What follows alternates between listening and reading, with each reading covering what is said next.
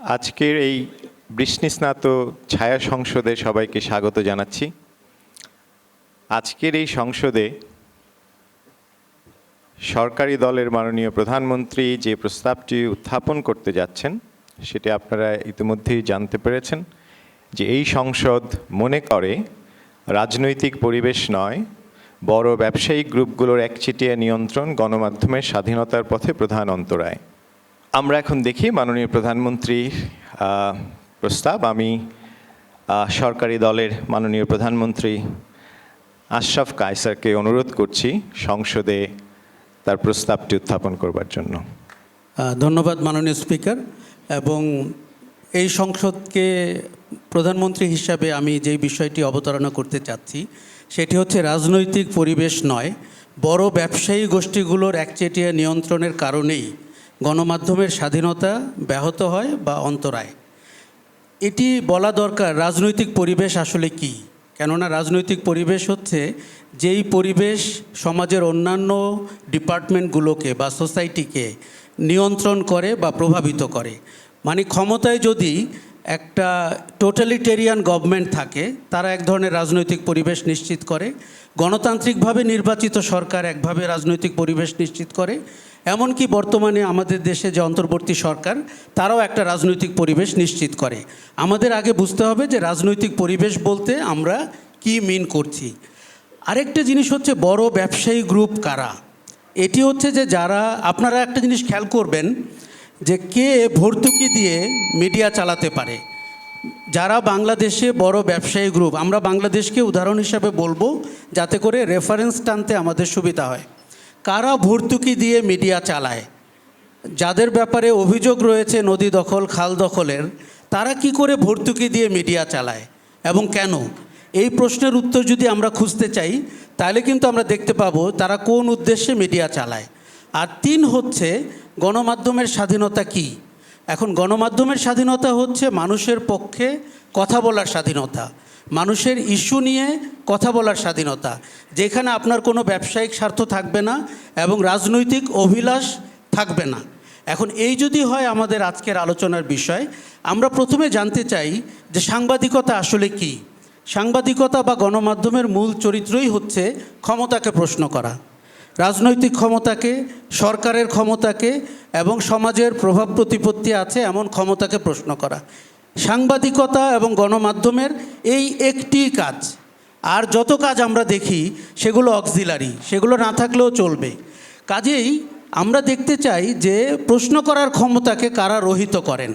এখন দেখুন, আমরা দেখতে পাই যারা সাংবাদিকতার সাবজেক্ট তারা যদি সংবাদপত্রের মালিক হন তাহলে উনি প্রশ্নটা করবেন কি করে, এবং যারা সংবাদপত্রের সাবজেক্ট তারা যদি নিয়ন্ত্রণ করেন তার এডিটোরিয়াল টোনালিটি, তাহলে উনি প্রশ্ন করবেন কি করে। এখন আমার খুব সুবিধা হয়েছে, আমাদের বিরোধী দলীয় নেতা একজন ব্যবসায়ী, তাতে উনি নিশ্চয়ই ভালো বুঝতে পারবেন যে ব্যবসায়ীরা গণমাধ্যম নিয়ন্ত্রণ করলে আমাদের ক্ষতিটি কোথায়। দেখুন, পাবলিক ট্রাস্ট জার্নালিজম যেটা আমরা বিবিসির কথা বলি বা অন্যান্য জায়গায় আছে, আমাদের দেশেও কিন্তু শুরু হয়েছিল। আমাদের দেশে দৈনিক বাংলা, টাইমস, বিচিত্রার মতো পত্রিকা ছিল। একমাত্র বিচিত্রা ছাড়া অন্য কাউকে কিন্তু আমরা পাবলিক ট্রাস্ট জার্নালিজম হিসাবে গ্রো করতে দেখি নাই। বরঞ্চ কী হতে দেখেছি, যখন যে সরকারে এসেছে তার তল্পিবাহক হতে দেখেছি। তারা জনগণের অর্থে পরিচালিত হতো কিন্তু সরকারের স্বার্থ রক্ষা করত। সরকার বলতে তাও গুটিকয় ব্যক্তির স্বার্থ রক্ষা করত এবং সরকারকে বিপদে ফেলে তাকে অত্যন্ত বাজেভাবে বিদায়ে ওই জার্নালিজমের কিন্তু ভূমিকা ছিল। আমরা গত 16 বছর বাংলাদেশে কি দেখলাম? আমরা দেখতে পেলাম সাংবাদিকতার নামে অপরাধীদের প্রাধান্য। দেখুন, আমি একটি উদাহরণ দিতে চাই।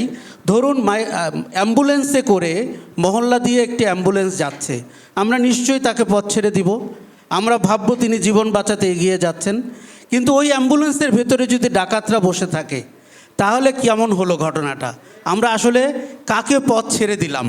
গণমাধ্যমের 16 বছরের চেহারাটি অ্যাম্বুলেন্সের ভেতরে ডাকাতদের বসে থাকার চেহারা, এবং ওই ডাকাতদের নিয়ন্ত্রণ করতেন প্রভাবশালী ব্যবসায়ী গোষ্ঠীগুলো। এবং কেন আমরা বলছি রাজনৈতিক পরিবেশ বদলালেও তাদের গণমাধ্যমের উপরে নিয়ন্ত্রণ বদলায় না। আমরা 16 বছরের পরে গত 11 মাসে বাংলাদেশে যে পরিবর্তিত অবস্থা দেখলাম, গত 3 দিনে আমরা দেখতে পেলাম একটি বা দুটি গণমাধ্যম এবং বিশেষ বৃহৎ অত্যন্ত নিন্দিত শিল্পগোষ্ঠীর গণমাধ্যম কি করে ছাত্র নেতাদের এবং কোনো নেত্রীর চরিত্র হননের জন্য বিভিন্ন কার্ড বানিয়েছেন এবং তাদের পক্ষে বিবৃতি দিয়েছেন সাংবাদিক ইউনিয়নের নেতারা, তাদের পক্ষে বিবৃতি দিয়েছেন জাতীয় প্রেস ক্লাব। তারা কিন্তু আবার ওই গোষ্ঠীর সংবাদপত্রের সম্পাদক। কাজেই এটি একটি নেক্সাস। এই নেক্সাসটি আমরা সুচারুভাবে তুলে ধরতে চাচ্ছি। আমরা জানি বারবার রাজনীতিবিদদের দোষারোপ করা হয়, রাজনীতিবিদরা জনগণের কাছে যান, মানুষের ভালো মন্দ বোঝেন, তারা ভুল করেন না, এটি আমরা বলছি না। কিন্তু যেই গোষ্ঠীটি গণমাধ্যমের স্বাধীনতা হরণ করে তাকে যেন আমরা চিহ্নিত করতে পারি এবং ভবিষ্যৎ বাংলাদেশের গণতন্ত্র বিনির্মাণে গণমাধ্যমকে যেন আমরা সোচ্চারভাবে দেখতে পাই। ধন্যবাদ মাননীয় স্পিকার। ধন্যবাদ মাননীয় প্রধানমন্ত্রী। আমাদের আজকের এই ছায়া সংসদের প্রধানমন্ত্রী বিশিষ্ট মিডিয়া ব্যক্তিত্ব বটে, তো ওনাকে আমরা রেগুলারলি বিভিন্ন টক শোতে দেখতে পাই। তো আজকে রাজনীতিবিদ হিসেবেও তার অনেকটা ছাপ আমরা দেখতে পেয়েছি ওনার বক্তব্যে, যেটা আমাদেরকে আসলে একটা ভিন্ন দৃষ্টিভঙ্গি দিয়েছে যে রাজনীতিবিদ হিসেবে প্রধানমন্ত্রীর আসনে থাকলে ওনার দৃষ্টিভঙ্গিটা কেমন হবে। আমরা ঠিক একইভাবে দেখতে চাই যে আমাদের যে বিরোধী দলীয় নেতা, যার কথা কিছুক্ষণ আগেই বলা হয়েছে যে এই প্রস্তাবের সাথে সম্পর্কিত ব্যবসায়ী গ্রুপগুলোকে প্রতিনিধিত্ব করছেন, বাট এখন উনি বিরোধী দলীয় নেতা হিসেবে রাজনীতিবিদের আসনে আছেন। ওনাদেরকে আমরা 1 মিনিট সময় দিচ্ছি প্রস্তাবটা সম্পর্কে একটু ভেবে নিয়ে বক্তব্য উপস্থাপনের জন্য। ধন্যবাদ। আমি এবার মাননীয় বিরোধী দলীয় নেতা জনাব ফাহিম মাসরুরকে ওনার প্রস্তাবের বিষয়ে বক্তব্য উপস্থাপনের জন্য অনুরোধ করছি। ধন্যবাদ মাননীয় স্পিকার। আজকের সরকারি দলের প্রধান এবং মাননীয় প্রধানমন্ত্রী উনি নিজে কিন্তু একজন সাংবাদিক ছিলেন এবং অনেকেরই হয়তো জানা নেই যে উনি 1990 সাল থেকে 97 সালে যেই পত্রিকার কথা উনি বললেন বিচিত্রা, সেটির খুব উচ্চ পর্যায়ে একজন মিডিয়া ব্যক্তিত্ব হিসাবে কাজ করেছেন। আমি ওনাকে প্রশ্ন করতে চাই, ওই সময়ে ওনার কিন্তু বেশ বড় বড় কিছু কাজ ছিল যেগুলো কিন্তু উনি সরকারের এগেনস্টেও বা রাজনৈতিক স্ট্যাবলিশমেন্টের এগেনস্টেও মন খুলে নিজের মেধা দিয়ে অনেক কিছু করেছিলেন। উনি আসলে সেটা কেন করতে পেরেছিলেন?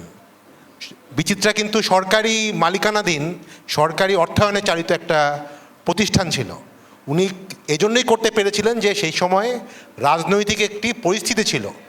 রাজনৈতিক পরিস্থিতির জন্য বা রাজনীতিবিদদের এই এন্ডোর্সমেন্টের জন্য সেই জিনিসটা হয়েছিল। আমরা দেখেছি যে আমাদের স্বাধীনতার পর থেকে প্রথম 4 বছর কিন্তু আমাদের বড় বড় মিডিয়া ছিল, কিন্তু আমাদের এখানে তোফাজ্জল হোসেন মানিক মিয়ার মতো বিরাট সাংবাদিকরা ছিল। কিন্তু তারপরে আমরা দেখেছি বাকশাল কায়েম হওয়ার পর থেকেই কিন্তু বাংলাদেশের মিডিয়ার উপরে একটা খড়গ নেমে আসে এবং অনেক মিডিয়াকে বন্ধ করে দেওয়া হয়েছে। শহীদ প্রেসিডেন্ট জিয়াউর রহমান সেটার অনেক ক্ষেত্রেই উন্মোচন করেছিল, কিন্তু আমরা তারপরে আবার দেখেছি বিভিন্ন সময়ে এই জিনিসটা কিন্তু মিডিয়াকে কন্ট্রোল করা হয়েছিল রাজনীতিক স্বার্থেই এবং সরকারের হীন স্বার্থেই। দেখেন, আমাদের 4টা পিলার বলা হয়, যে রাষ্ট্রের এক্সিকিউটিভ, লেজিসলেচার, জুডিশিয়ারি এবং মিডিয়াকে আমরা 4 পিলার হিসাবে বলি। আমরা কিন্তু দেখেছি যে গত কয়েক মাসে বা গত 1 থেকে 1.5 মাসে আমাদের যে ঐক্য কমিশন, জাতীয় ঐক্যমত্য কমিশন, সেখানে কিন্তু একটা বিষয় নিয়ে আলোচনা হচ্ছে যে অন্যান্য জায়গাগুলিতে আসলে এক্সিকিউটিভের রোলটা কতটুক থাকা যায়। আমরা যেমন কথা বলছি বিচার বিভাগের স্বতন্ত্রতা নিয়ে, আমাদের কনস্টিটিউশনাল পজিশনগুলো, দুদক বা আমাদের ইলেকশন কমিশন, সেগুলো নিয়ে, এবং সেক্ষেত্রে কিন্তু একটাই কনসার্ন বারবার উঠে আসছে যে সরকারের বা এক্সিকিউটিভের নিয়ন্ত্রণে যাতে না থাকে এই প্রতিষ্ঠানগুলো, সেই ব্যাপারেই কিন্তু আসলে কথা উঠছে। তো আমরা দেশের যে বড় বড় অন্যান্য বডি, আমার জুডিশিয়ারি বা অন্যান্য জায়গাগুলিতে সরকারের ব্যাপারে ইন্টারফারেন্সের ব্যাপারে আমরা সবাই জানি, স্বীকার করি, তাহলে আমরা মিডিয়ার মতো একটা জায়গায় সরকারের কন্ট্রোলটাকে স্বীকার না করার তো কোনো কারণ নাই। তো সেটা কিন্তু আসলে একটা বড় ব্যাপার। আমার মাননীয় প্রধানমন্ত্রী বলল যে কে কাকে বিপদে ফেলে, কাইন্ড অফ দায়িত্ব অন্যের ঘাড়ে চালিয়ে আসলে বিপদে, আসলে মানে ব্যবসায়ীরা সরকারকে বিপদে ফেলে না। আমরা ভালো করেই জানি সরকারি বা রাজনৈতিকরাই আসলে ব্যবসায়ীদের বিপদে ফেলে। অনেক ক্ষেত্রেই দেখা যায় যে ব্যবসায়ীদের তাদের একটা তো হচ্ছে লাইসেন্স দেওয়া, কে লাইসেন্স পাবে না পাবে সবই কিন্তু সরকার বা যে দল ক্ষমতায় থাকে, এখন বর্তমান দল ক্ষমতায় আছে, ওনারা কতগুলি লাইসেন্স দিয়েছে সেটাও আমাদের দেখতে হবে। এছাড়াও সরকারের হাতে অনেক ক্ষমতা থাকে। সরকার তাদের যে কোনো ব্যবসায়ীদের ট্যাক্স ফাইল নিয়ে যখন তখন তারা এটাকে হ্যারাস করে এবং বিভিন্নভাবে তারা মিডিয়ার যারা সৎ ব্যবসায়ী আছে তাদেরকে অলমোস্ট লিটারালি ব্ল্যাকমেল করে এবং সো দ্যাট তাদের বিরুদ্ধে কোনো কথাবার্তা তারা বলতে না পারে সেই ব্যবস্থাটা কিন্তু করে, এবং সেটা আমরা গত 15 বছর ভালো করেই দেখেছি। আমার বক্তব্যের শেষ পর্যায়ে আমার অন্যান্য সংসদ সদস্যরাও এই ব্যাপারে বিস্তারিত কথা বলবে, আমি শুধু একটা অংশ দিয়ে শেষ করছি। আপনারা সকলেই জানেন এই অন্তর্বর্তীকালীন সরকার আসার পরে গণমাধ্যম কমিশনের একটি প্রতিবেদন, মিডিয়া সংস্কার প্রতিবেদন তৈরি করেছিল, জনাব কামাল আহমেদ এটা হেড করেছিল এবং মার্চে এটার রিপোর্ট বার করেছিল। সেটার একটা অংশ দিয়ে আমি আমার বক্তব্য শেষ করব। সেখানে বলা হয়েছে সারসংক্ষেপের মধ্যে যে গত 3 দশকে গণমাধ্যমের যে ব্যাপক বিকাশ ঘটেছে তা মূলত বেসরকারি খাতের মাধ্যমেই হয়েছে, এটা উনি স্বীকার করেছেন। তবে গণমাধ্যমের বিনিয়োগের উৎস নিয়ে তেমন কোনো প্রশ্ন তোলা হয়নি। ফলস্বরূপ গণমাধ্যমে প্রবলভাবে রাজনৈতিক প্রভাব পড়েছে। অনেক ব্যবসায়ী গোষ্ঠী নিজেদের ব্যবসাকে সুরক্ষা দেওয়ার জন্য গণমাধ্যমকে ঢাল হিসাবে ব্যবহার করেছে এবং সরকারি দলের সমর্থনে সংবাদ পরিবেশনের জন্য সম্পাদকীয় নীতিতে প্রভাব বিস্তার করেছে। একই গোষ্ঠীর মালিকানায় একাধিক সংবাদপত্র, টেলিভিশন, রেডিও ও অনলাইন পরিচালিত হয়েছে, যার মাধ্যমে গণমাধ্যমে গোষ্ঠীগত প্রভাব কেন্দ্রীভূত করার প্রচেষ্টা দেখা গেছে। এতে গণমাধ্যমের সুষ্ঠু প্রতিযোগিতার পরিবেশ বাধাগ্রস্ত হয়েছে। সামগ্রিকভাবে গণমাধ্যমের বিশ্বাসযোগ্যতা কমেছে এবং গণমাধ্যম প্রতিষ্ঠানের ব্যবসায়িক ভিত্তিও দুর্বল হয়েছে। তো সব জায়গায় কিন্তু আসলে মেইন কালপিট আমরা দেখছি রাজনৈতিক প্রভাব এবং সরকারের সরাসরি হস্তক্ষেপ। ধন্যবাদ। ধন্যবাদ মাননীয় বিরোধী দলীয় নেতা। আমার বিশ্বাস যে বিরোধী দলীয় নেতার বক্তব্যের পরে উপস্থিত ব্যবসায়ীবৃন্দ যারা আছে তারা বিরোধী দলের পক্ষে চলে গিয়েছে অলরেডি। সো আমরা এখন দেখতে চাই যে সরকারি দলের মাননীয় মন্ত্রী এই বিষয়ে কি বক্তব্য উপস্থাপন করতে পারেন। সো আমি সরকারি দলের মন্ত্রী মিনারা বিশ্বাসকে অনুরোধ করছি তার বক্তব্য উপস্থাপনের জন্য। হ্যালো,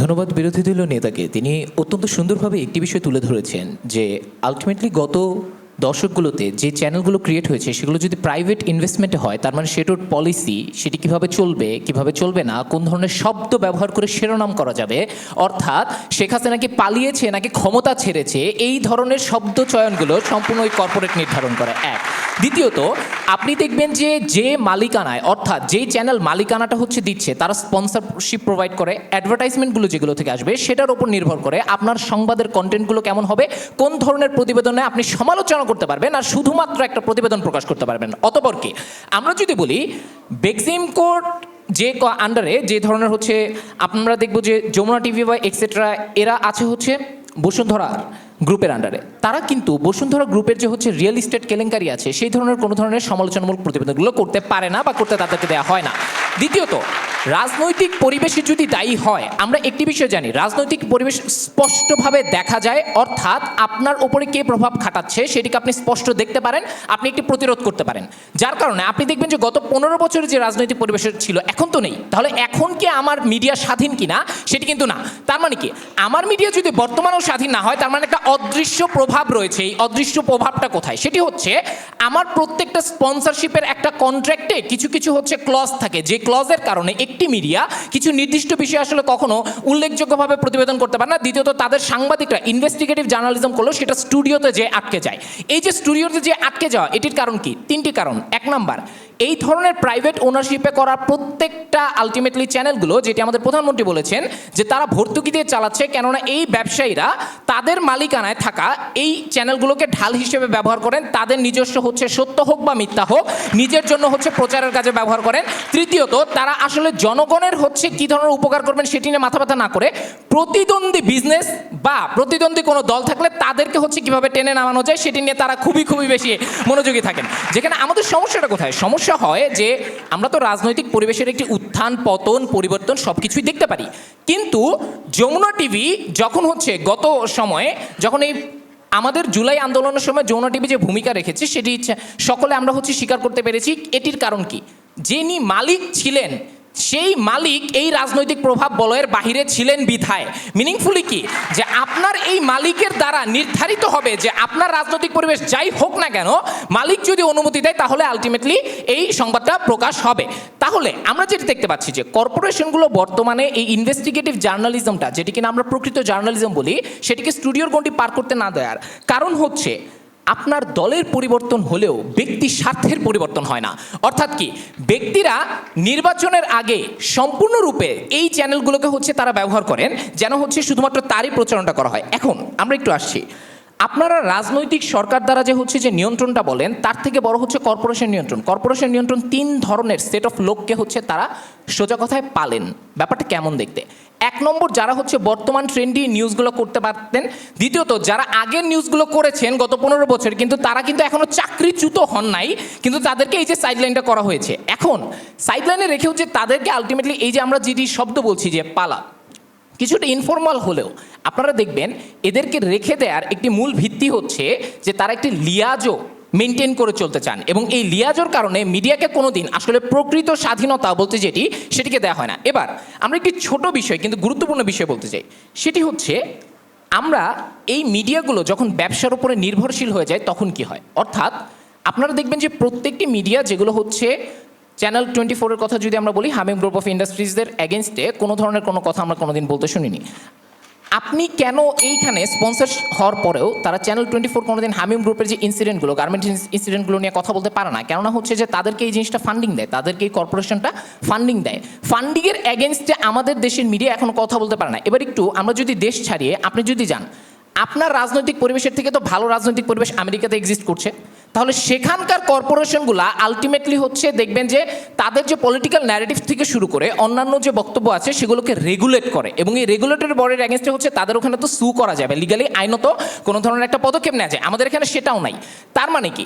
আমরা অন্তত পক্ষে রাজনৈতিক পরিবেশকে স্পষ্ট দেখতে পেলেও কর্পোরেশনের যে বাইন্ডিংগুলো সেগুলোকে আমরা স্পষ্ট দেখতে পাই না, যেটার কারণে আপনার ইনভেস্টিগেটিভ জার্নালিজম কোনোদিন আসলে প্রকাশ্যে আসতেই পারে না, যদি সেটি হয়ও। এর পরবর্তীতে আমরা বিশেষ করি বিরোধী দলীয় নেতা এটি বোঝাতে চেয়েছেন যে লাইসেন্স প্রভিশন এবং অন্যান্য বিষয় দিয়ে আমরা হচ্ছে ব্যবসায়ীদেরকে ক্ষতিগ্রস্ত করার হয়তো চেষ্টা করতে পারি।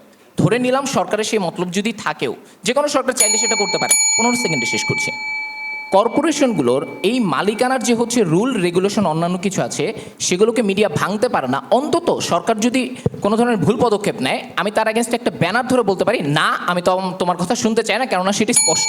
ধন্যবাদ মাননীয় স্পিকার, ধন্যবাদ সকল। ধন্যবাদ সরকার দলীয় মন্ত্রীকে প্রস্তাবের পক্ষে জোরালো বক্তব্য রাখবার জন্য, এবং স্পষ্টতই ব্যবসায়ী গ্রুপগুলোর যে একচেটিয়া নিয়ন্ত্রণ সেটাকে প্রতিষ্ঠা করবার জন্য খুব সুন্দরভাবে বক্তব্য উপস্থাপন করেছেন। বাট আমি দেখতে চাই এবার বিরোধী দলীয় উপনেতা এই বিষয়ে কি বক্তব্য রাখেন। তো আমরা বিরোধী দলীয় উপনেতা ফাতেমাতুজ জোহরাকে তার বক্তব্য উপস্থাপনের জন্য আহ্বান জানাচ্ছি। হ্যালো। ধন্যবাদ মাননীয় স্পিকার। মাননীয় মন্ত্রী বলার চেষ্টা করলেন যে আসলে মালিকানাগুলা তো এরকম কর্পোরেটের হাতে থাকে, যার কারণে তারা এই শব্দ চয়নগুলা কি হবে এই প্রত্যেকটা কিছু এডিট করতে পারে। বাস্তবতাটা কিন্তু আসলে এরকম না। বাস্তবতাটা কীরকম? বাস্তবতাটা হচ্ছে আপনার যে সেন্সরশিপ যে জায়গাটা সেটা সম্পূর্ণ থাকে রাষ্ট্রের হাতে।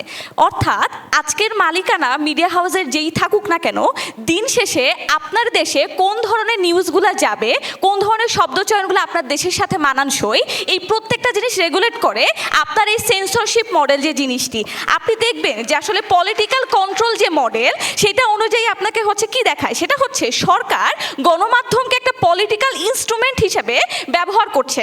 উদাহরণস্বরূপ আপনি দেখবেন শুধুমাত্র বাংলাদেশ না, চীনেও আপনার হচ্ছে গ্রেট যে ফায়ারওয়াল মিডিয়ার যে সেন্সরশিপ সেটাও আসলে সরকার চালায়। তার মানে এই যে তারা আজকে একটা মিথ্যা আমাকে একটা অ্যানালাইসিস দেওয়ার চেষ্টা করলেন যে এই এডিটর জিনিসগুলোর প্রত্যেকটা একটা নীতিমালা থাকে কর্পোরেশনের, এই জিনিসটা সম্পূর্ণভাবে ভুল।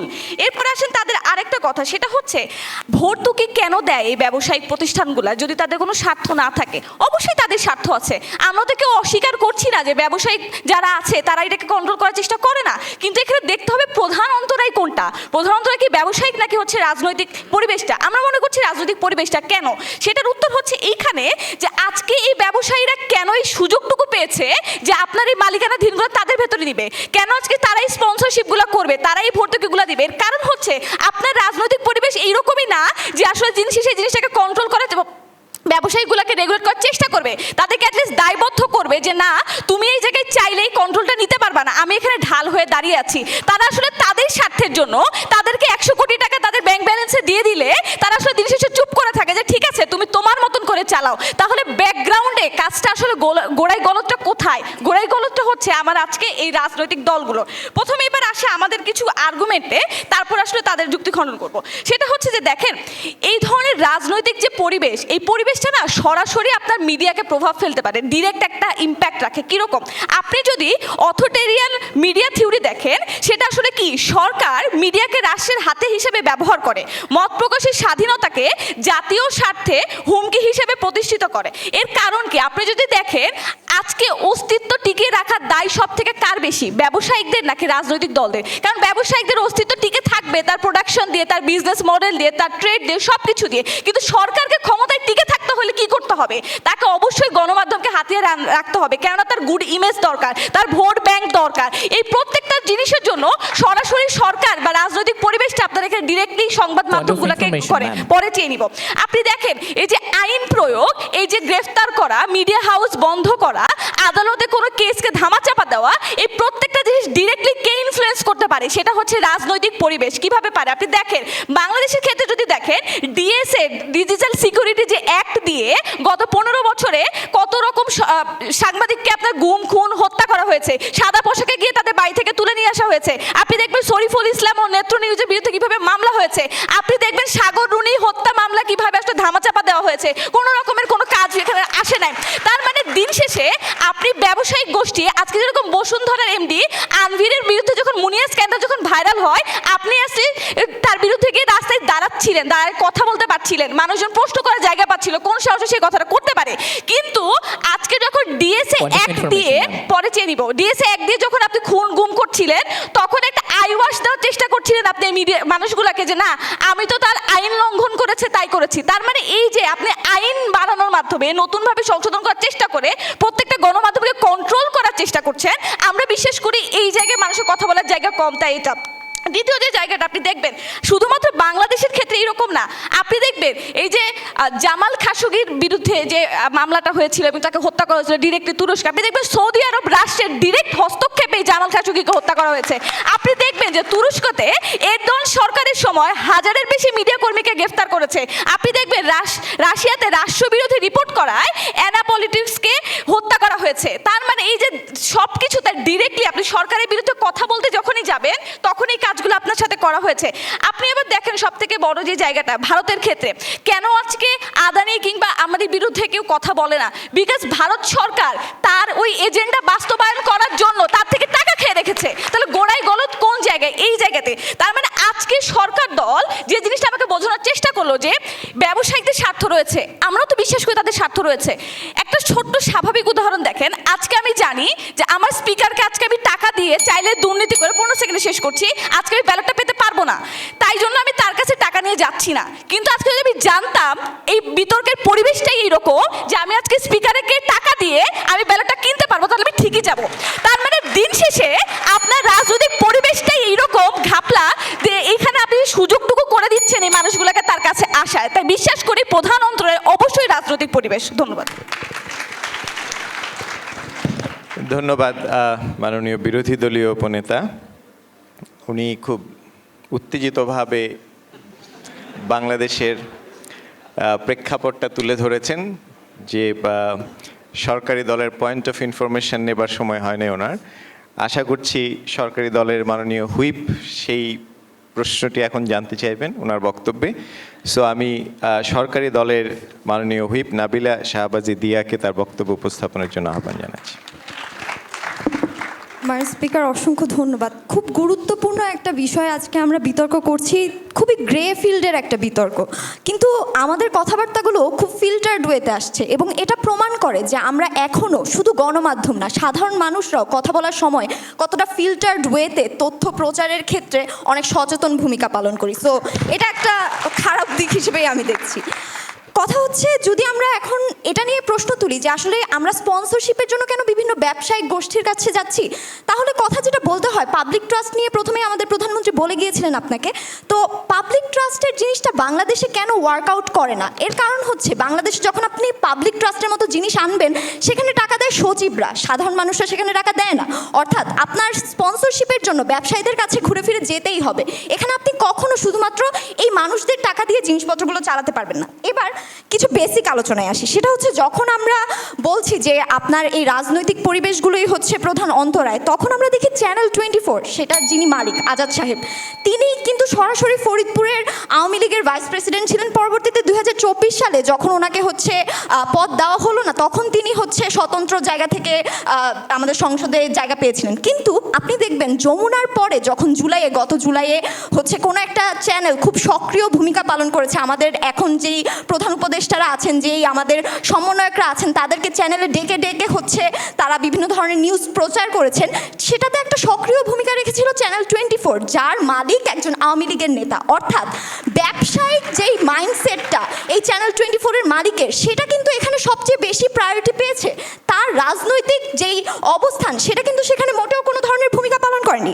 দেন সেকেন্ড আরেকটা আলোচনা, সেটা হচ্ছে আমরা যখন ইস্ট ওয়েস্ট মিডিয়া গ্রুপের কথা চিন্তা করি, আপনি চিন্তা করেন বসুন্ধরা গ্রুপের আন্ডারে সে যখন বিভিন্ন ধরনের পত্রিকাকে কন্ট্রোল করার ট্রাই করছে, ডেইলি সান আছে, কালের কণ্ঠ আছে, সেই সাথে হচ্ছে সম্ভবত বাংলাদেশ প্রতিদিন আছে, একটা গ্রুপের মালিক যার একটা নির্দিষ্ট রাজনৈতিক চিন্তাধারা আছে কিংবা তার নির্দিষ্ট কিছু টার্গেট আছে, সে কিন্তু চাইলে 3টা আলাদা আলাদা রাজনৈতিক দলের সাথেও কম্বিনেশন করতে পারে। সে চাইলে 3টা আলাদা আলাদা ন্যারেটিভ আপনার মুখে, আপনার মাথায় ঢুকাতে পারে। সে চাইলে একই ন্যারেটিভ 3টা ডিফারেন্ট পত্রপত্রিকার মাধ্যমে আপনাকে প্রচার করতে পারে। এখন সাধারণ মানুষ হিসেবে আপনি আমি হয়তো নাই জানতে পারি যে এই 3টা পেপারেরই মালিক একজন, কিন্তু আমি জানি দেখে হয়তো আমি এই ধরনের আলোচনাগুলো করছি। বাট যেই সাধারণ মানুষটা জানে না, সে যখন 3টা পত্রিকা থেকে এই সেম ন্যারেটিভ পাচ্ছে, তখন তার মাথার মধ্যে ঢুকে যায় হ্যাঁ এটাই হয়তো সত্য। বাট এইটা কিন্তু নট নেসেসারিলি কখনো সত্য হয় না। তার মানে আপনি দেখছেন এই ব্যবসায়িক গ্রুপগুলো যখন আপনার এই জিনিসগুলোকে সবচেয়ে বেশি ক্যাপচার করে রাখে, তখন আপনার পক্ষে কোনো ধরনের রাজনীতি দিয়েই এই জিনিসগুলোকে আসলে চেঞ্জ করা সম্ভব হয় না। আবার আরেকটা জিনিস, দীর্ঘ একটা সময় যখন আপনি আওয়ামী লীগের রেজিমে ছিলেন, তখন আপনি দেখছেন এই রাজনৈতিক যারা গণমাধ্যমে বিভিন্ন ধরনের প্র্যাকটিস করতে চায়, তারা আসলে গণমাধ্যমে তো স্বাধীনভাবে প্র্যাকটিস করতে পারেনি। তো সেই ক্ষেত্রে তাদের অবস্থাটা কি হয়েছে, তাদের নিজেদের স্কিল ডেভেলপমেন্টের কোনো সুযোগ ছিল না, যার কারণে তারা অনেক ট্রেন্ড বেসিসে চলে গেছে। আপনি দেখবেন কিছুদিন আগে কোরবানির ঈদে কোনো একটা নিউজ পেপার হচ্ছে এই ধরনের একটা নিউজ করেছিল যে দেশে গরু ছাগলের সংখ্যা বাড়ছে দিন দিন। বাট এটা কি ধরনের একটা গণমাধ্যম প্রচার করতে পারে? এই ধরনের চিন্তা কি আমাদের আসলে করা উচিত? আমাদের চিন্তাধারা হওয়া উচিত আচ্ছা আমরা কিভাবে জিনিসপত্রকে আরও বেশি হচ্ছে আমার দেশের মানুষের জন্য হেল্পফুল করব। কিন্তু গণমাধ্যম এখন অনেক ট্রেন্ড বেসিসে চলে গেছে। কেন? কারণ আপনাকে কোনো না কোনোভাবে এই ব্যবসায়িক গোষ্ঠী আপনাকে দাবিয়ে ফেলবে, কারণ ওরা শুধুমাত্র সেইগুলোই প্রচার করতে চায় যেগুলো ওদের ব্যবসায় তাদেরকে সাহায্য করবে। লাস্ট আলোচনা, সেটা হচ্ছে এই ব্যবসায়ীরা আপনি এরকম ভাবতে পারেন যে আসলে রাজনৈতিক দলগুলো হচ্ছে আপনার এই ব্যবসাকে হচ্ছে কন্ট্রোল করে, কিন্তু আসলে ব্যাপারটা এরকম না। আপনি চিন্তা করেন একজন স্বতন্ত্র রাজনীতিবিদ যে হচ্ছে নিজে থেকে রাজনীতিতে হয়তো আসতেছে, তার টাকা পয়সা নেই, তাকে টাকা কে দিবে? সে যদি একজন ব্যবসায়ীর কাছে গিয়ে নিজেকে ঠিকমতো প্রেজেন্ট করতে পারে, তখন হয়তো ব্যবসায়ী তাকে কিনে ফেলবে। ইভেন এটার ভাইস ভার্সা রূপও আমরা দেখি। ভাইস ভার্সা রূপটা কেমন? একজন ব্যবসায়ী যে অনেক বেশি হচ্ছে তার প্রভাব বিস্তার করতে পারছে, পরে সে হয়তো দেশের কোনো এক প্রত্যন্ত অঞ্চলে গিয়েও সে এরকম একটা বলবে যে দেখেন আমি তো আপনাকে বিভিন্নভাবে সাহায্য দেই, ব্যাকআপ দিচ্ছি, আপনি আমাকে এখানে একটা পদ দিয়ে দেন, তখন সেই টেন্ডারের টাকাগুলো সে নিজের কাজে ব্যবহার করে। অর্থাৎ সব জায়গায় ব্যবসায়ীরা নিজেদের চিন্তা সবার আগে রাখে, দেশের রাজনৈতিক পরিস্থিতি যার ঘাট যাক, দেশের মানুষ যা খুশি তা করুক, সেটা নিয়ে তাদের চিন্তায় আসে না। এখন দেখুন, রাজনীতিবিদদের একটা প্রভাব সকল জায়গায় থাকবে, এটাকে অস্বীকার করার কোনো কারণ নেই, কিন্তু প্রধান কারণটা কি সেটাই আমাদের আজকে আইডেন্টিফাই করার বিষয় ছিল। এবং আমরা আমাদের তিনজনের বক্তব্যে আজকে এটাই আপনাদেরকে দেখানোর চেষ্টা করেছি যে আসলে এই ব্যবসায়ী গোষ্ঠীগুলো যেভাবে প্রত্যেকটা টিভি চ্যানেলকে, যেভাবে প্রত্যেকটা নিউজ পেপারকে ওন করছে, সেন্সরশিপ করে আপনার কাছে বিভিন্ন জিনিস প্রচার করছে, সেটা আমাদের আজকের গণমাধ্যমের স্বাধীনতার প্রধান অন্তরায়। ধন্যবাদ। ধন্যবাদ সরকারি দলের মাননীয় হুইপ। আজকের এই প্রীতি বিতর্কে যেভাবে সুনির্দিষ্ট অভিযোগ আসছে, সরকারি দল নয় নিজেদের বাঁচিয়ে নেবে। উপস্থিত আইনজীবী বৃন্দকে অনুরোধ করছি বিরোধী দলকে রক্ষা করার জন্য মানহানির মামলা থেকে, ঠিক আছে? আপনারা একটু খেয়াল রাখবেন, কারণ এত স্পেসিফিক ইনফরমেশন আমি আরও দেখি যে এখন আমাদের বিরোধী দলীয় হুইপ এই বিষয়ে কী বক্তব্য রাখেন। মাইশা মালিহা। মাননীয় স্পিকার, আপনাকে অসংখ্য ধন্যবাদ। মাননীয় স্পিকার, দেখুন, যখন আমরা বিতর্ক করছি যে আসলে গণমাধ্যমের স্বাধীনতার পথে প্রধান অন্তরায়কে, বিতর্ক করছি রাজনৈতিক পরিবেশ নাকি বড় ব্যবসায়ীগুলোর একচেটিয়া নিয়ন্ত্রণ, সেটি নিয়ে সরকার দল বারবার বলে যাচ্ছেন যে বর্তমানের কর্পোরেশনগুলো অনেক বেশি আত্মকেন্দ্রিকতা এবং কর্পোরেশনগুলো তাদের সব কিছু কন্ট্রোল করতে চাওয়ার মানসিকতা দিয়ে তারা হচ্ছে গণমাধ্যমকে কন্ট্রোল করেন। দেখুন মাননীয় স্পিকার, খুব সাধারণ একটা জিনিস, আপনার একটা কর্পোরেশন বা আপনার একটা কর্পোরেট হাউস, আপনার কোনো একটা ব্যবসায়িক প্রতিষ্ঠান, তার ভিতরের কি স্ক্যান্ডাল বা তার ভিতরে সে কোন ধরনের দুর্নীতিগুলো করছে বা সে কোন ধরনের দুর্নীতিকে আশ্রয় করে সে তার লোকবল নিয়োগ দিচ্ছে বা তার ব্যবসায়িক যে মুনাফাগুলো অর্জন হচ্ছে সেগুলো আসলে কোন প্রসেসে আসছে, এই ভিতরের ব্যবসায়িক জায়গাগুলোর ভিতরের খবরগুলো কিন্তু গণমাধ্যমের কাছে, অর্থাৎ মানুষের কাছে, সাধারণ মানুষের কাছে অ্যাক্সেস কিন্তু এগুলোর খুব কম। কিন্তু মাননীয় স্পিকার, আপনি দেখুন যে আপনার দেশের যে বড় বড় রাজনৈতিক দলগুলো রয়েছে, আপনার দেশের ক্ষমতাসীন রাজনৈতিক দল বা হতে পারে আপনার দেশের বিরোধী দল, এই রাজনৈতিক দলগুলো অর্থাৎ রাজনীতির সাথে খুব অঙ্গাঙ্গিভাবে জড়িত যে মানুষগুলো, তাদের কাছে কিন্তু মাননীয় স্পিকার এই তথ্যগুলোর অ্যাক্সেস অনেক বেশি। অর্থাৎ এই রাজনৈতিক দলগুলো বা এই আপনার রাজনৈতিক সংশ্লিষ্ট কোনো মানুষ যদি চান যে তাদের আসলে কোনো ব্যবসায়িক কর্পোরেশন কি ভুল করছেন বা কোথায় তারা আসলে গন্ডগোলটা পাকাচ্ছেন, তারা তাদের সদিচ্ছা দিয়ে কিন্তু অবশ্যই মিডিয়ায় হচ্ছে ওই ব্যবসায়িক কর্পোরেশনগুলোর এই ৯/৬-এর খবর, আর্থিক কেলেঙ্কারির খবর, যৌন কেলেঙ্কারির খবর, এগুলো সবগুলো প্রকাশ করতে পারেন। এই অ্যাক্সেসটা মাননীয় স্পিকার সাধারণ মানুষের থেকে অনেক বেশি হচ্ছে এই রাজনৈতিক দলগুলোর। কিন্তু এই রাজনৈতিক দলগুলো কেন এটি করেন না? এই রাজনৈতিক দলগুলো সাধারণত এটি করেন না কেন?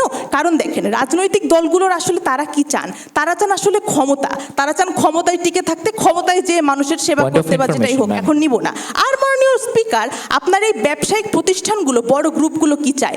এরা হচ্ছে পুঁজিবাদী পৃথিবীতে প্রফিট ম্যাক্সিমাইজেশন চাই। খুব সিম্পল, এখন সবসময় এই ব্যবসায়িক গ্রুপগুলো আসলে সেটাই চিন্তা করে যে কোন দল আসলে ক্ষমতায় আসলে তাদের প্রফিট ম্যাক্সিমাইজেশনের পথে সে বাধা হবে না, কোন দলের কাছে তারা কাজ করলে তাদের প্রফিটটা সবচেয়ে বেশি তারা ম্যাক্সিমাইজ করতে পারে। এবং মাননীয় স্পিকার, একইভাবে এটা ভাইস ভার্সাও হতে পারে, আপনার ওই রাজনৈতিক দলগুলোও দেখে যে আসলে আমি যখন ক্ষমতায় যাব তখন আসলে কোন দলটা আমার পক্ষে কথা বলতে পারে, কোন দলটা আমাকে আমার রাজনৈতিক দলটা চালানোর জন্য কিছুটা ফান্ডিং দিতে পারে, আমার প্রচারণার জন্য কিছুটা ফান্ডিং দিতে পারে, কোন গ্রুপটা, সেই গ্রুপটাকে আসলে ওই দলটা, রাজনৈতিক দলটা XYZ যখন ক্ষমতায় যায় তখন তাকে ফান্ডিং দেওয়া ওই ব্যবসায়িক গ্রুপগুলোর বিরুদ্ধে কোনো ধরনের কোনো নিউজ, কোনো মিডিয়া প্রকাশ পায় না। কেন? কারণ ওই রাজনৈতিক দল চায় না মাননীয় স্পিকার, খুব স্বাভাবিক। ওই রাজনৈতিক দল কখনোই চায় না যে ওইখানে যে আসলে আমার ফান্ডিংটা আটকে যাক বা ওখানে যে আমি আসলে আমার রাজনৈতিক দলের প্রচারণাটা করতে পারবো না। অর্থাৎ যখন প্রধান অন্তরায় নিয়ে বিতর্ক হয় মাননীয় স্পিকার, তখন অবশ্যই আসলে আপনার এই রাজনৈতিক পরিবেশের যে প্রবলেমটা, এইটাই সবার আগে আসে। মাননীয় স্পিকার, দেখুন, আরেকটি জিনিস নিয়ে তারা প্রথম থেকে কথা বলে যান, সেটি হচ্ছে যে ফান্ডিং। যেহেতু এই বড় বড় ব্যবসায়িক গ্রুপগুলো এই মিডিয়া হাউসগুলোকে ফান্ডিং করে, সেহেতু তাদের ভাষ্য মতে মিডিয়া হাউসগুলো এই ব্যবসায়িক গ্রুপগুলোর বাইরে যে কোনো নিউজ প্রচার করতে পারবে না।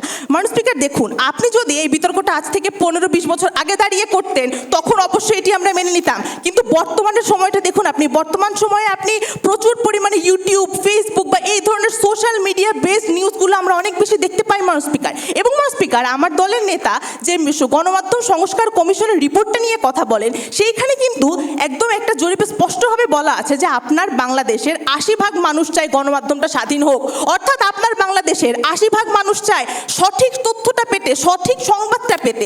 এখন যেহেতু আপনার অনেক বেশি সাবস্ক্রাইবার বেসড, আপনি ইউটিউব বেসড, ফেসবুক বেসড নিউজগুলো আপনি প্রচার করতে পারেন, তাহলে Ma'am, অন্তিম এই মুহূর্ত, জিনিসগুলো point of এখন নিব না, information। খুব গুরুত্বপূর্ণ পয়েন্ট। এই জিনিসগুলো অর্থাৎ ফেসবুকে বা ইউটিউবে সঠিক সংবাদ প্রচার করার মাধ্যমে কিন্তু মানুষ স্পিকার এই মিডিয়া হাউসগুলো, সংবাদপত্র বলেন, টিভি বলেন, এদের খুব মানে তাদের টাকা উপার্জনের একটা খুব বড় হাতিয়ার এটা হতে পারে। ফেসবুকের মাধ্যমে মনিটাইজেশন, ইউটিউবের মাধ্যমে মনিটাইজেশনের মাধ্যমে তারা টাকা ইনকাম করতে পারেন। অর্থাৎ তারা যে বারবার বলেছেন যে আসলে আপনি শুধুমাত্র স্পন্সরশিপের উপর নির্ভরশীল, মিডিয়া হাউসের কাছে একেবারেই ভুল কথা। অর্থাৎ এইখানে মিডিয়া হাউসগুলো কেন আসলে তারা যে নিউজগুলো প্রচার করতে চায় কোনো ক্ষেত্রে সেগুলো করতে পারে না, কারণ ওই যে সরকার যে আসলে বা ওই আপনার বিরোধী দল বা আপনার ক্ষমতাসীন রাজনৈতিক দল যাদের হাতে রাজনৈতিক প্রভাবটা বেশি, তারা আপনাকে ওইখানে করতে দেয় না। মাননীয় সভাপতি, দেখুন বর্তমানে কি হচ্ছে। বর্তমান সময়ে আমরা দেখেছি প্রায় 1 বছর হয়ে যাচ্ছে জুলাই বিপ্লবের, এর মাধ্যমে এর মধ্যেও কি আপনার গণমাধ্যমগুলো পুরোপুরি স্বাধীন হলো কিনা বা কতটা স্বাধীন হলো?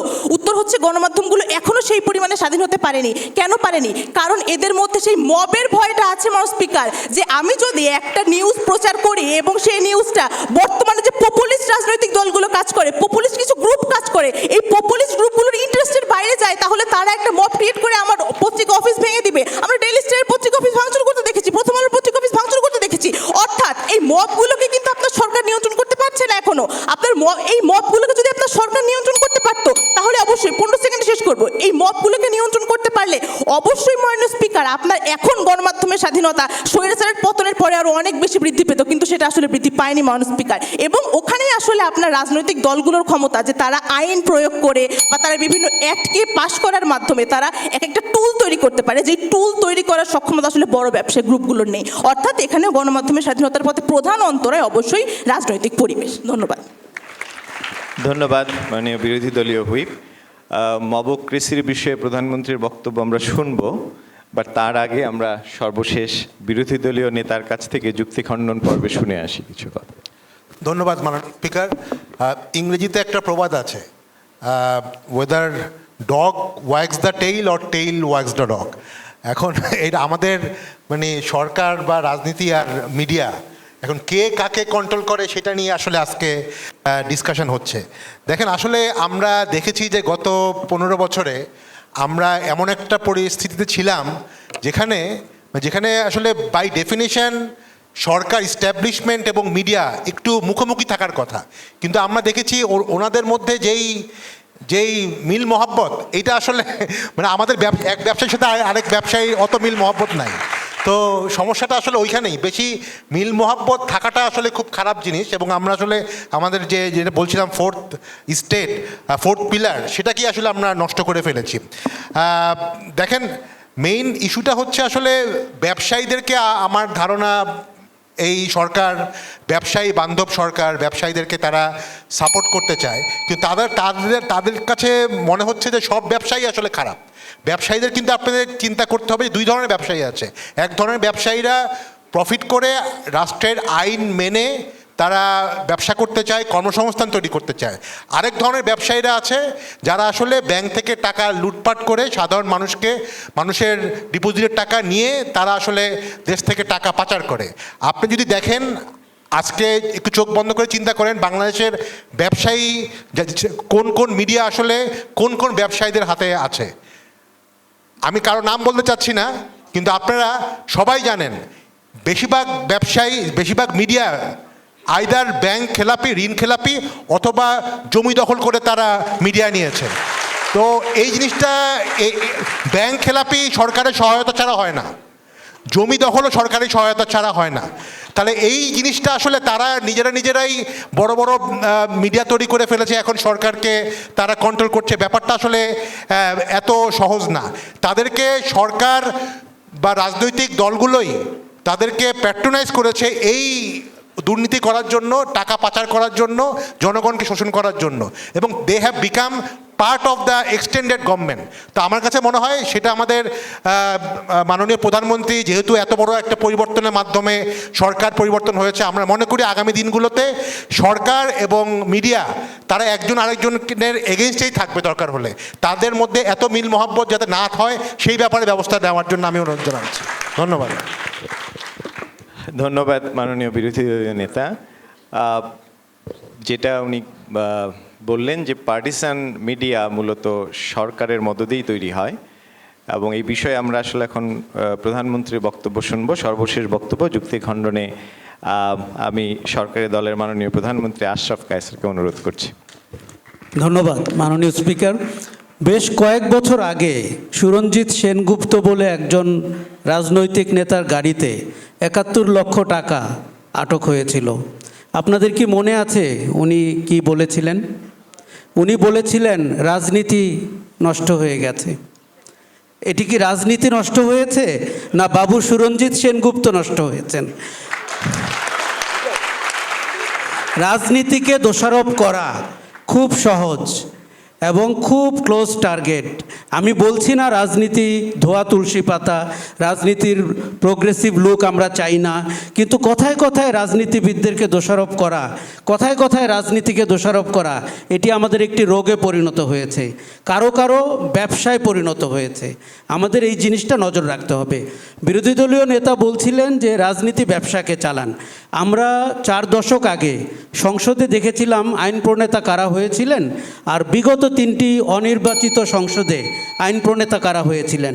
ব্যবসায়ীরা 80% আইন প্রণেতা হয়েছিলেন, তারা আইন প্রণয়ন করেছেন, তারা নিজেদের পক্ষে আইন করেছেন, তারা ব্যাংকের লাইসেন্স কিভাবে হবে, টিভির লাইসেন্স কিভাবে হবে ঠিক করেছেন, এবং তারাই এর জন্য দায়ী।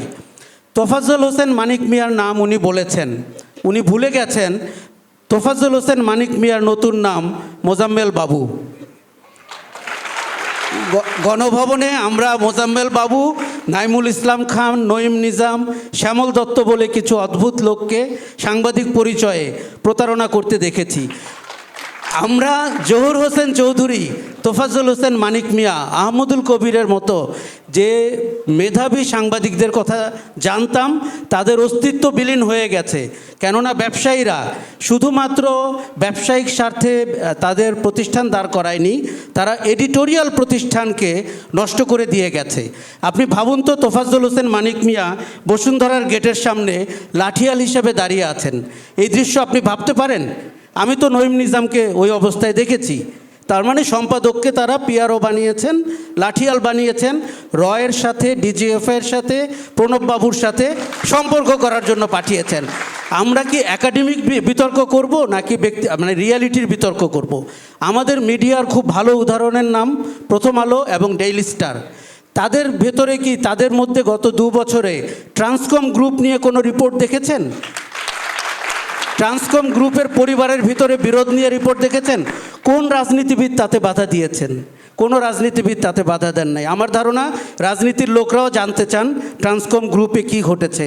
লতিফুর রহমানকে আমরা সম্মান করি, কিন্তু আমরা জানতে চেয়েছিলাম প্রথম আলো ন্যায়নিষ্ঠভাবে পাঠকদের কাছে জবাবদিহিমূলক সংবাদপত্র দাঁড় করাতে পারে কিনা। এটি একটি ভালো উদাহরণ, ট্রান্সকম গ্রুপ এবং প্রথম আলো এবং ডেইলি স্টার। কিন্তু উদাহরণটি টানছি যাতে করে বসুন্ধরা এবং অন্যান্য নাম যা বাজারে আসলো তাদের অপকীর্তিটা আমরা বুঝতে পারি। আমাদের সময় হয়েছে গণমাধ্যমের এই চরিত্র থেকে গণমাধ্যমকে বের করে গণতন্ত্রের পক্ষের সহায়ক গণমাধ্যম দাঁড় করানোর। রাজনীতিবিদরা তাকে নিশ্চিতভাবে সহযোগিতা করবে। মাননীয় স্পিকার, আপনাকে অনেক ধন্যবাদ। ধন্যবাদ মাননীয় প্রধানমন্ত্রী আপনার সুস্পষ্ট বক্তব্যের জন্য। প্রস্তাবের পক্ষে এবং বিপক্ষে দুটো কথা বলি, আশা করছি সরকারি দল মেনে নেবে কনভেনশনের বাইরে। যে আমাকে এখানে স্পিকার হিসেবে আনার পেছনে আমার ধারণা, আয়োজকদের কিছুটা ধারণা আছে যে আমার পিএইচডি গবেষণার মূল বিষয় ছিল বাংলাদেশের সংবিধানে মিডিয়ার যে ফ্রিডমটা আছে অ্যাজ এ ফান্ডামেন্টাল রাইট, সেটার স্টেটটা নিয়ে আলোচনা। সো 3 বছর গবেষণা করেছি, অনেক কিছু বলতে পারিনি। গবেষণার বিষয়বস্তু ওখানেই হচ্ছে মূল সমস্যাটা, যে সব কিছু বলা যাচ্ছে না। তো সেই ফ্রিডমটা আমাদের নতুন বাংলাদেশে ইনশিওর্ড হবে কি না, এখানে একটুখানি যেটা আমি বলছি যে এখানে দুটো বিষয় যেটা এসেছে, রাজনৈতিক পরিবেশ, মিডিয়ার আসলে আমাদের মাননীয় প্রধানমন্ত্রী, বিরোধী দল নেতা ওনারাও জানবেন যে মিডিয়ার 4টা থিওরি আছে, 4 থিওরিজ অফ দ্য প্রেস বলে। সিবা ট্যাটল যেটা বহু বছর আগে প্রস্তাব করেছিলেন, তার মধ্যে আমরা যেটা নিয়ে আলোচনা করছি এটা 1 নম্বর আর 3 নম্বর, authoritarian theory and social responsibility theory. But মাঝখানে যেটা লিবার্টারিয়ান থিওরি, যেটা ডেমোক্রেসির সৌন্দর্য, সেই জায়গাটাতে আমরা কখনো আপগ্রেডেড হতে পারি নাই আজ পর্যন্ত।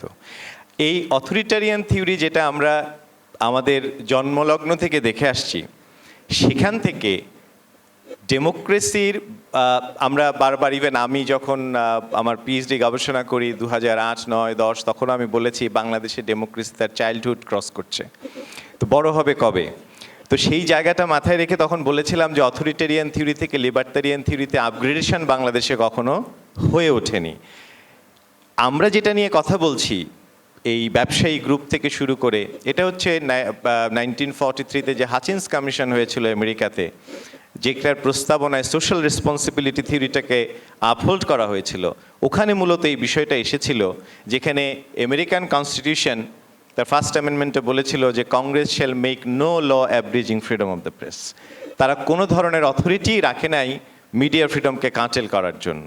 তো সেই জায়গাটাতে মিডিয়া এতটাই স্বাধীনতা ভোগ করেছে এবং এতটাই লিবার্টারিয়ান থিওরিতে তারা হাইয়েস্ট পিকে উঠেছিল, তখন কথা উঠেছিল যে মিডিয়ার এখন প্রয়োজন হচ্ছে সোশ্যাল রেসপন্সিবিলিটি থিওরিটাকে আপহোল্ড করা, যে সমাজের প্রতি যে তার দায়িত্ববোধ আছে সেই জায়গা থেকে কাজ করা।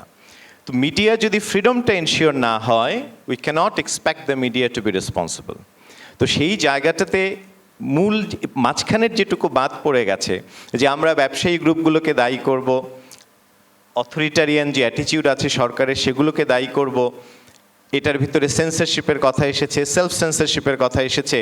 বাট আমাদের আসলে মূলত নতুন বাংলাদেশে যেটা নিয়ে ভাবতে হবে, যে আমার এই অথরিটারিয়ান থিওরি থেকে আমাকে লিবার্টারিয়ান থিওরিতে আপগ্রেডেড হতে হবে, এবং এই মিডিয়া ফ্রিডমটাকে আমাদের এমন একটা জায়গায় নিতে হবে, যেটাকে আমি বারবার বলছি যে গণতন্ত্রের সৌন্দর্য হচ্ছে এখানে, যে মিডিয়াকে আমাদের বিরোধী দলীয় নেতা যেভাবে বললেন যে fourth state of the state, যে চতুর্থ স্তম্ভ হিসেবে ও সরকারের বিপক্ষে কাজ করার কথা না, সরকারের পক্ষে সরকারের ভুলগুলো ধরিয়ে দিয়ে সরকারকে রাইট ট্র্যাকে রাখবার ভূমিকাই মূলত মিডিয়া পালন করে। এবং লিবার্টারিয়ান থিওরি তার পুরোটাই সাপোর্ট করে যে if media is not free, media যদি তার ফ্রিডমটা অ্যাবসলিউটলি এক্সারসাইজ করতে না পারে, তাহলে আসলে সরকারের জন্যই সেটা ভালো হয় না। সেটা আমরা ইতোমধ্যে দেখেছি গত 17 বছরে যা ঘটেছে, যেটাকে আমরা ফ্যাসিজম বলছি, যার পতন হয়েছে। এই ফ্যাসিজম তৈরিতে মিডিয়ার বিশেষ ভূমিকা ছিল। এই মিডিয়ার সেটা অলরেডি উঠে এসেছে। কাজে আমার বক্তব্য হচ্ছে, এই ছায়া সংসদে আজকে যে আলোচনা হয়েছে সেখান থেকে আমার অনুরোধ থাকবে, আমাদের সামনে উপবিষ্ট আছেন ভবিষ্যৎ বাংলাদেশের অত্যন্ত গুরুত্বপূর্ণ রাজনৈতিক নেতৃবৃন্দ, ওনাদের কাছে অনুরোধ থাকবে বাংলাদেশে গণতন্ত্রের সেই সৌন্দর্য যেন ফিরে আসে, অন্তত অথরিটারিয়ান থিওরি থেকে লিবার্টারিয়ান থিওরিতে যেন মিডিয়া আপগ্রেড করতে পারে। তারপর কোনো একদিন আবার এরকম কোনো এক ছায়া সংসদে আমরা সোশ্যাল রেসপন্সিবিলিটি নিয়ে আলোচনা করব। ধন্যবাদ সবাইকে, ধন্যবাদ সরকারি দলকে, ধন্যবাদ বিরোধী দলকে। আজকের এই সংসদের এখানেই মুলতবি ঘোষণা করছি। ধন্যবাদ।